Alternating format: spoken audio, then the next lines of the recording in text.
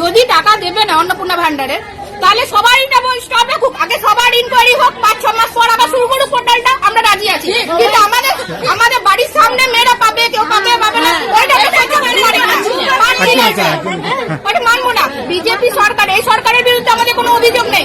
এই সরকার কি বলেছে ভয় আউট ভরসাহীন।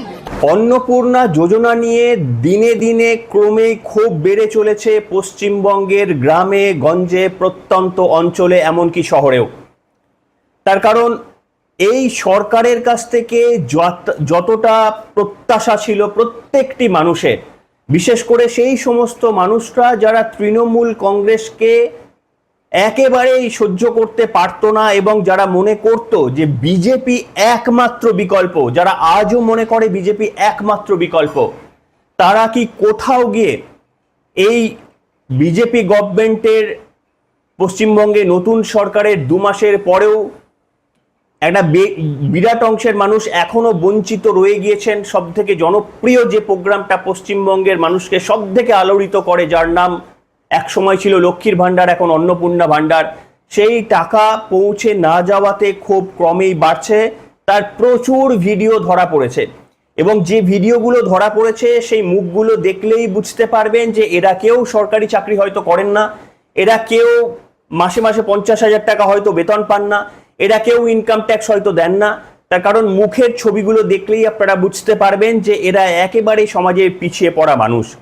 অন্যদিকে বিজেপি তাদের এই অন্নপূর্ণা যোজনাতে যে ঘোষণাপত্রটি বলেছিল, যে ক্রাইটেরিয়াটা গভর্নমেন্টের তরফ থেকে প্রকাশ করা হয়েছিল বিজ্ঞপ্তি, সেখানে যা যা ক্রাইটেরিয়া বলা হয়েছে প্রত্যেকেই কি পেলেন অন্নপূর্ণা যোজনা?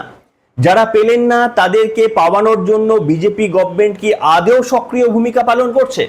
এই প্রশ্নগুলো সাবলীলভাবে তুলব। জানি এটা জেনেও যে আপনাদের মধ্যে থেকে অনেকে সমর্থন করবেন, অনেকে বিরোধিতা করবেন, যে কিন্তু তা সত্ত্বেও সংবাদ মাধ্যমের একটা ছোট্ট কর্মী হিসাবে আমাদের মনে হয়েছে যে মানুষের এই আওয়াজ আপনাদের সামনে তুলে কার্যত প্রশাসনের কাছে পৌঁছে যাওয়াটা আমাদের নৈতিক কর্তব্য। আর সেই কারণেই আপনাদের সামনে আজকে এই পর্বটি নিয়ে হাজির হয়েছি। আপনারা শুনে আপনাদের মতামত লিখবেন, তার কারণ এই প্রবলেমটি আজকে পশ্চিমবঙ্গের প্রায় প্রত্যেকটি ঘরের একটা বড় অংশের মধ্যে ছড়িয়ে পড়েছে।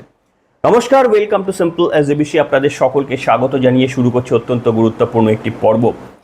আমি একটু আপনাদের সামনে একটা ভিডিও দেখাই, একটা ছোট্ট অংশ দেখাবো, পরবর্তীকালে যদি মনে থাকে আবারও বড় অংশ দেখাবো। এই অংশটা দেখলেই বুঝতে পারবেন এক সাধারণ ঘরের মহিলা, তিনি বিক্ষোভ জানাতে গিয়ে হয়তো বিডিও অফিসের সামনে গিয়ে বলছেন যে যদি সরকার মনে করে যে এখনো পর্যন্ত তারা রেডি নয় অন্নপূর্ণা যোজনায় প্রাপক লিস্ট যদি এখনো তারা বানিয়ে উঠতে না পারেন, তাহলে বন্ধ রাখুন, আপাতত যাদের দিচ্ছেন তাদেরটাও বন্ধ রাখুন, আগে লিস্টটা প্রিপেয়ার করুন, কারা যোগ্য কারা অযোগ্য সেই লিস্টটা প্রিপেয়ার হয়ে যাওয়ার পর, কারণ সবাই অ্যাপ্লাই করে দিয়েছে, এই অ্যাপ্লাইয়ের পর আগে লিস্টটা আপনারা প্রিপেয়ার করুন, তারপরে সবাইকে দেবেন। তা না হলে খুব স্বাভাবিকভাবেই সমাজের একটা বৈপরীত্য ছবি উঠে আসছে। কেউ পাচ্ছেন কোনো ভিত্তিতে জানা নেই, কেউ পাচ্ছেন না হয়তো তার থেকে অর্থনৈতিকভাবে পিছিয়ে পড়া, তাও হয়তো অনেকে পাচ্ছেন না। এই রকম যে উঠছে তার একটা ছোট্ট নিদর্শন একটা ছোট্ট ভিডিওর মাধ্যমে আপনাদের সামনে প্রথমেই দেখাবো। যদি টাকা দেবে না অন্নপূর্ণা ভান্ডারে তাহলে সবারই স্টপ রাখুক, আগে সবার ইনকোয়ারি হোক, 5-6 মাস পর আবার শুরু করুক পোর্টালটা, আমরা রাজি আছি। কিন্তু আমাদের বাড়ির সামনে মেয়েরা পাবে, কেউ পাবে না, ওইটা মানবো না। বিজেপি সরকার, এই সরকারের বিরুদ্ধে আমাদের কোনো অভিযোগ নেই। এই সরকার কি বলেছে ভয় আউট ভরসাহীন। তাহলে কেন আমাদেরকে ভয় দেখিয়ে এখানে বিডিও স্যারকে ঢুকতে যাওয়া হচ্ছে না বিডিও অফিসে? কেন ঢুকতে? আমরা কি মারধর করবো না কি করবো? কিছু করবো না, আমরা আলোচনা করছি স্যারের সাথে।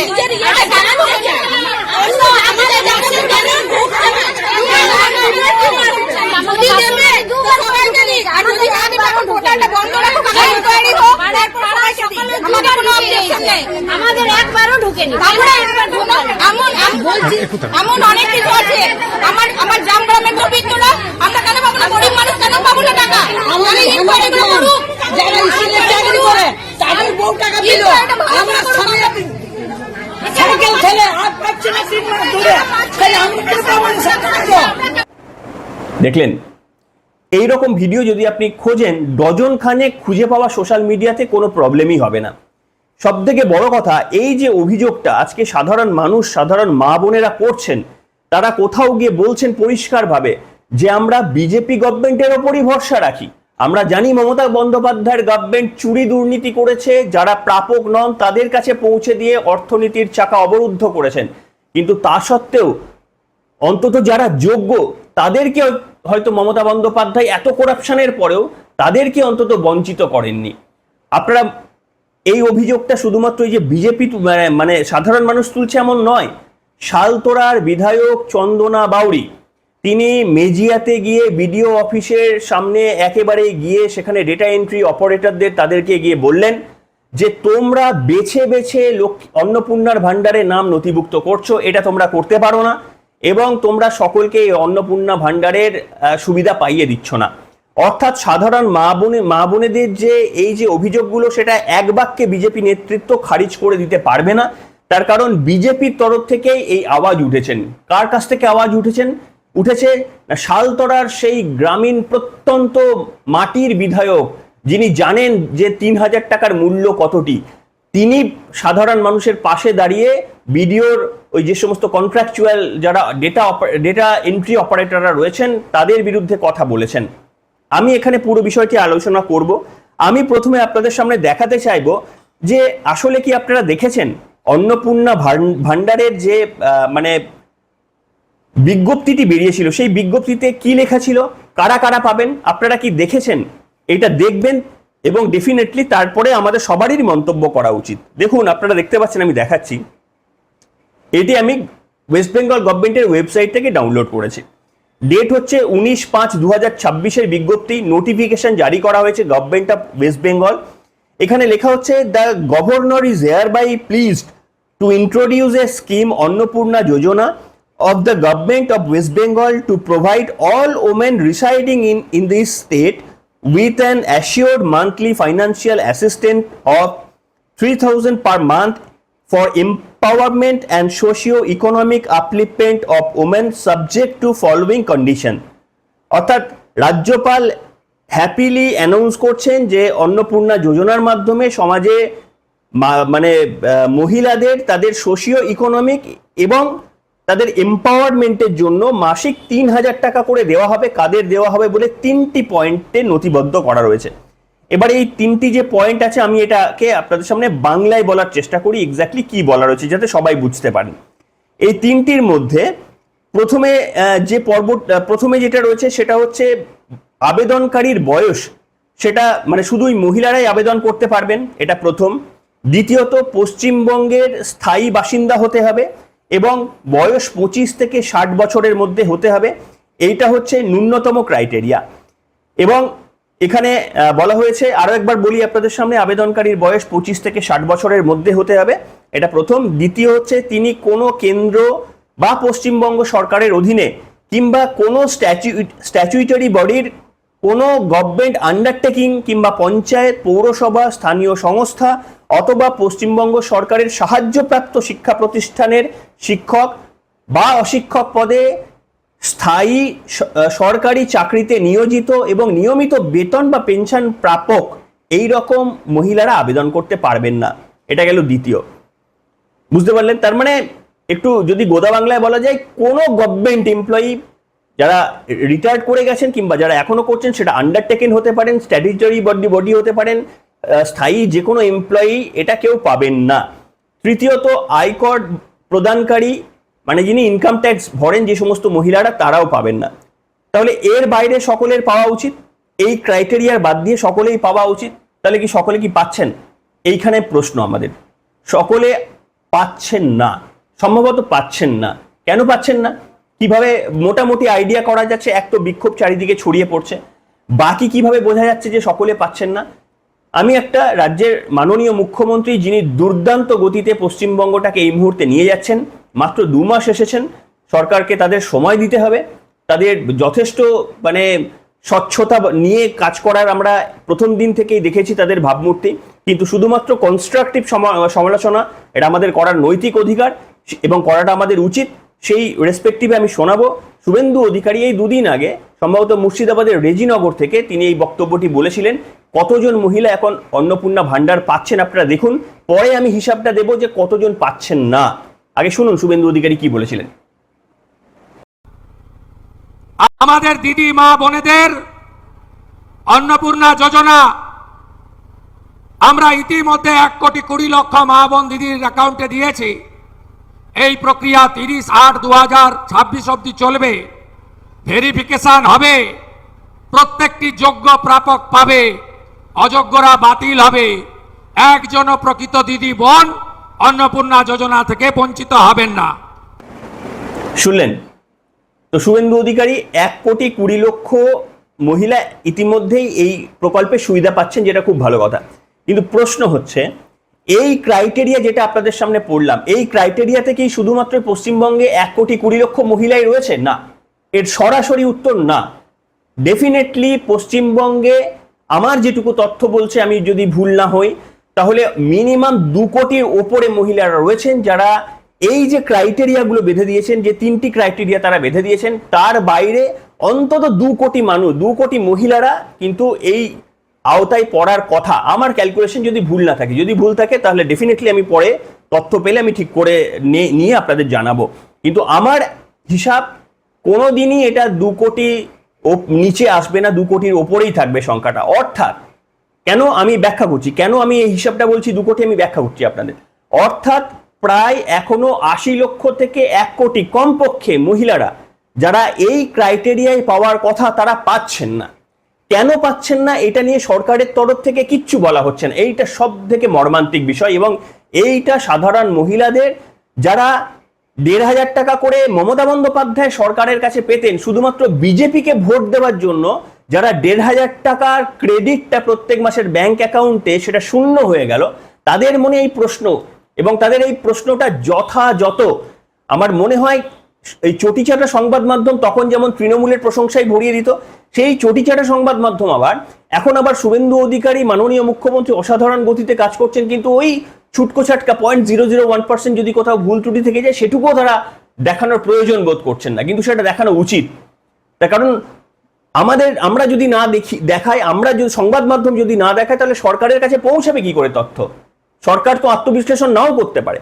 তো দেখুন, আমি আপনাদের সামনে বলছি, একটা ডেটা দেখাই ওয়েস্ট বেঙ্গল গভর্নমেন্টের। আমি একটা ডেটা আমি যদি খুঁজে পাই, হ্যাঁ, এটা হচ্ছে মমতা বন্দ্যোপাধ্যায়ের গভর্নমেন্টের একটা ডেটা আমি বার করেছি। মমতা বন্দ্যোপাধ্যায়ের গভর্নমেন্ট সময় তিনি পরিষ্কারভাবে ওমেন এম্পাওয়ারমেন্টের জন্য বলছেন, দেখুন, under the revolutionary Lakshmi Bhandar scheme 2.21 crore women have been financially empowered with an annual budget allocation of 26,700 crore, spending a total 74,000 crore since its inception.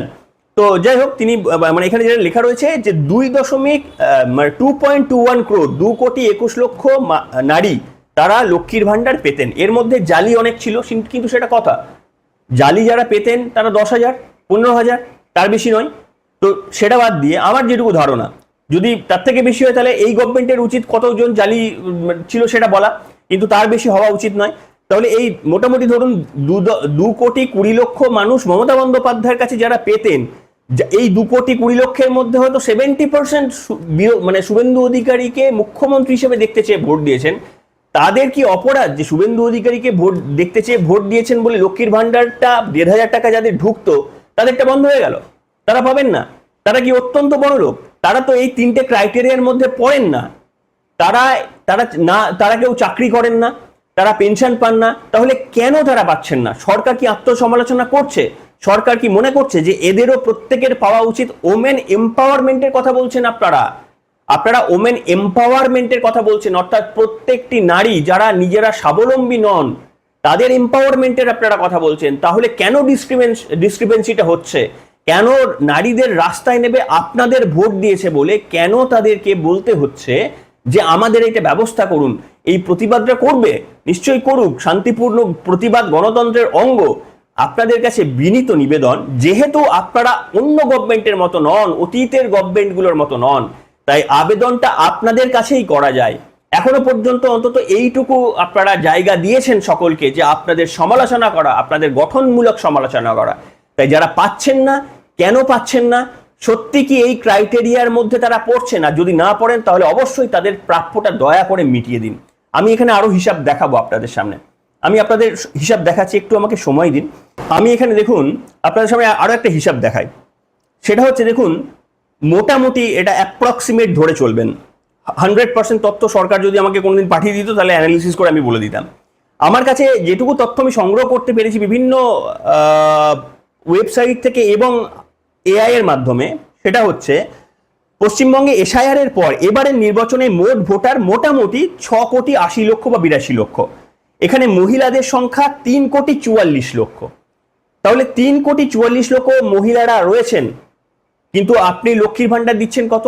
1,20,00,000-কে। খুব স্বাভাবিক ব্যাপার, সবাই পাবেন না, এটা বিজ্ঞপ্তিতেও বলা রয়েছে। কিভাবে বলা রয়েছে? 3,44,00,000 মহিলারা ভোট দিয়েছেন, তার মধ্যে আপনারা বলেছেন যে 18 বছরের ন্যূনতম বয়স 18 বছর হতে হবে, মানে মাফ করবেন, ন্যূনতম বয়স আপনারা বলেছেন লক্ষ্মীর ভান্ডার পাওয়ার জন্য 25 থেকে 60 বছর।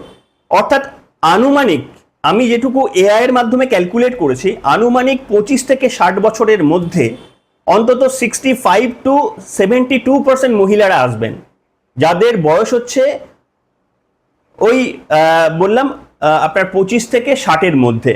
অর্থাৎ টোটাল যে ভোটার রয়েছে, এবারে এসআইআর এর পর যাদের ভোট দেওয়ার রাইট আপনারা দিয়েছিলেন, নির্বাচন কমিশন দিয়েছিলেন, তাদের 65 to 70% যদি আপনারা বাছেন, সেই সংখ্যাটা হচ্ছে কার্যত 2.24 কোটি থেকে 2.48 কোটি। 2.24 কোটি থেকে 2.48 কোটি এত মহিলারা কিন্তু সেটা হচ্ছে ওই এজের মধ্যে পড়ছে। এরপরে দ্বিতীয় ধাপে আপনারা বলেছেন এদের মধ্যে যারা সরকারি চাকরি বা পেনশন পাচ্ছেন ওই বিভিন্ন স্তরে আন্ডারটেকিং সব মিলিয়ে, তারাও পাবেন না। অর্থাৎ এই যে ধরুন আমি একটা অ্যাভারেজ ধরছি যে 2.30 লক্ষ মহিলারা পড়ছেন, যাদের বয়স হচ্ছে ওই 25 থেকে 60-এর মধ্যে। তো এই 2.30 লক্ষের মধ্যে সরকারি চাকরি মহিলারা ম্যাক্সিমাম করেন 3 to 5%, ম্যাক্সিমাম এই এজ গ্রুপের মধ্যে চাকরি করেন 3 to 5%, যার সংখ্যাটা হতে পারে ওই মানে 9.5 লাখ থেকে 10 লাখের কাছাকাছি। অর্থাৎ অবশিষ্ট যদি বাদ দেন 2,30,00,000 থেকে যদি ওইটা বাদ দিয়ে দেন, তাহলে 2,20,00,000 থেকে 2,25,00,000 হচ্ছে মহিলারা, তাও তাদের এলিজিবিলিটি রয়েছে।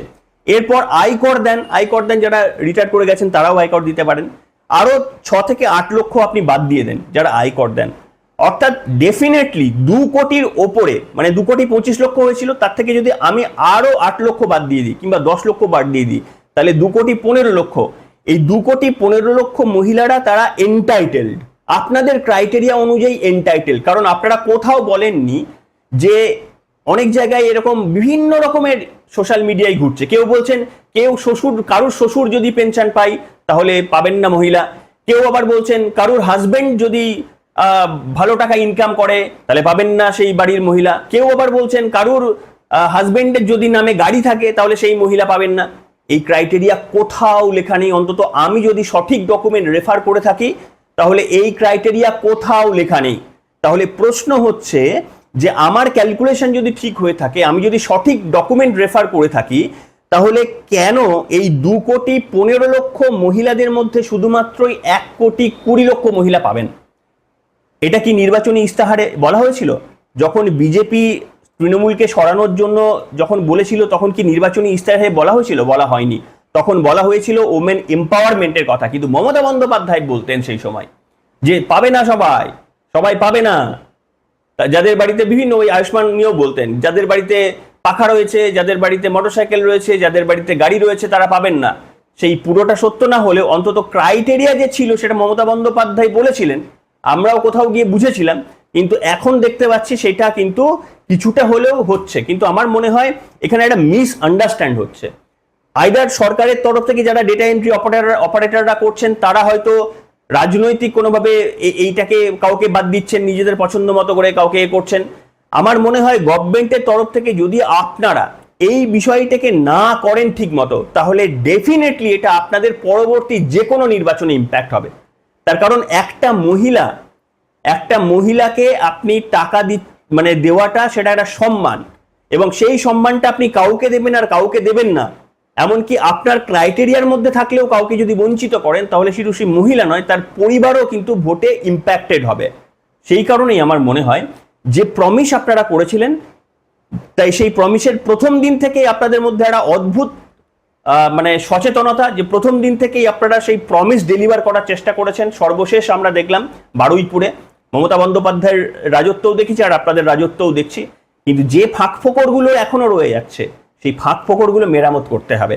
তার জন্য আমাদের সকলের সহযোগিতা আমাদের এই সরকারের সঙ্গে করতে হবে, কারণ সরকারটা আমাদের, মুখ্যমন্ত্রীটা আমাদের। তাই আমাদের এই প্রবলেমগুলো আমরা মুখ্যমন্ত্রীকেই বলবো, তার মন্ত্রিসভাকেই বলবো, আমরা চাইবো তিনি সমাধান করবেন এবং তিনি করবেন, তিনি সেই রকমই মুখ্যমন্ত্রী। যাজ্ঞে আপনারা সবাই এটাকে তুলে ধরুন, যেখানে পছন্দ এটাকে শেয়ার করুন, যেন একেবারে মুখ্যমন্ত্রীর টেবিলে গিয়ে এই ভিডিওটা পৌঁছায়। তাহলে সেই দিন মুখ্যমন্ত্রী যদি শোনেন আমার বক্তব্য কোনোভাবে তার কানে পৌঁছায়, তাহলে ডেফিনেটলি দেখবেন যে পশ্চিমবঙ্গের এই সমস্ত মহিলাদের রাস্তায় বেরিয়ে আর কান্নাকাটি করতে হচ্ছে না। কারণ সত্যিই তো টাকাটা যদি পাশের বাড়ি 3,000 টাকা করে মাসে আসতে শুরু করে, একই ক্রাইটেরিয়ায় একই রকমের বাড়ির স্ট্যান্ডার্ড, পরিবারের স্ট্যান্ডার্ড হয়ে কেন পাশের বাড়ির মহিলাটি পাবেন না? এই প্রশ্নের উত্তর আমাদের নেই। শুভেন্দু অধিকারী মুখ্যমন্ত্রী তার কাছে থাকবে, তাই তার কাছে আমাদের এই আবেদন।